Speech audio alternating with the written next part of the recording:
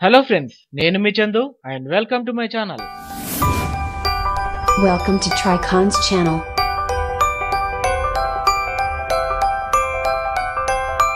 Roles Royce limited ఖరీదైన కార్లు మరియు విమాన ఇంజన్ల తయారీ సంస్థ చార్లెస్ స్టెవర్ట్ రోల్స్ మరియు ఫ్రెడరిక్ హెన్రీ రాయిస్ ఇద్దరు 1906లో రోల్స్ రాయిస్ సంస్థను స్థాపించారు. రోల్స్ రాయిస్ సంస్థ గోస్ట్ కార్ల తయారీకి ప్రసిద్ధిగాంచింది.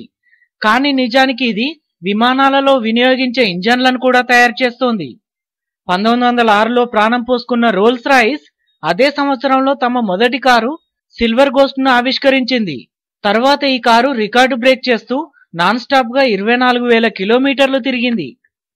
ఇంగ్లాండ్ ప్రభుత్వం 1971లో రోల్స్ రాయిస్ ని జాతీయం చేసింది. 2 ఏళ్ల అనంతరం రోల్స్ రాయిస్ సంస్థ నుండి రోల్స్ రాయిస్ మోటార్స్ వేరుపడగా రోల్స్ రాయిస్ లిమిటెడ్ జాతీయ సంస్థగా నిలబడి 1987లో ప్రైవేటీకరణ గావించబడింది. రోల్స్ రాయిస్ మోటార్స్ తొలినాళ్ల నుండి ఇప్పటి వరకు ఉత్పత్తి చేసిన మొత్తం కార్లలో 65% వరకు రోడ్ల మీదనే తిరుగుతున్నాయి. ప్రసిద్ధ రోల్స్ రాయిస్ మోటార్స్ ని 1980లో బ్రిటిష్ కు చెందిన కాంగ్లోమొరేట్ వికర్స్ స్వాధీనపరుచుకుంది. ఆ తర్వాత 1988లో BMW కొనుగోలు చేసింది. BMW ఆఫర్ ను తలదన్నే రీతిలో రోల్స్ రాయిస్ ను కొనుగోలు చేసేందుకు వోక్స్వేగన్ ముందుకొచ్చింది. అయితే అప్పటికే BMWతో ఉమ్మడి భాగస్వామ్యంలో ఉన్నందున BMW చెంతకే చేరింది. తర్వాత కాలంలో ఇంగ్లాండ్లోని గుడ్వుడ్ ప్రాంతంలో రోల్స్ రాయిస్ ఫ్యాక్టరీని నిర్మించింది.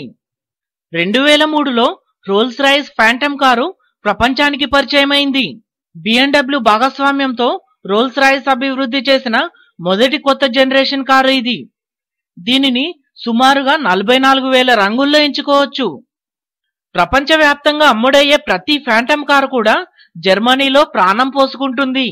ఒక్కో ఫ్యాంటమ్ కారులో మొత్తం 200 అల్యూమినియం సెక్షన్లు మరియు 300కు పైగా అల్లాయ్ విడి భాగాలుంటాయి.